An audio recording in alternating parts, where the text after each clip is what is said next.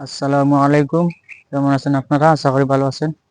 তো আজকে আমি আসছি পাম বাগান দেখাবো আপনাদেরকে। উম, এই যে এগুলো হলো পাম বাগান।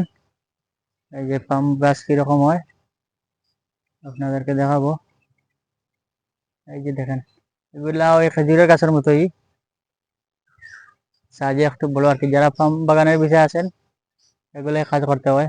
এই যে পাম ফল, এই যে আমি জুম করি একটু। এই যে এগুলা খেজুরের মতোই, এগুলার থেকেই তেল বের করে ওরা মেশিন দিয়া।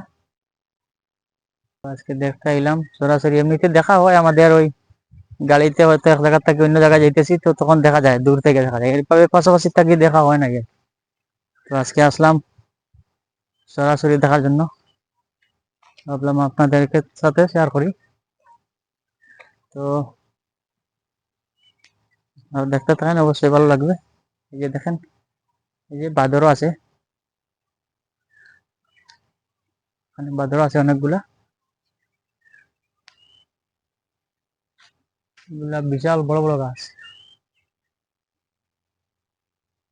এখানকার গাছ বেশি উঁচা উঁচা।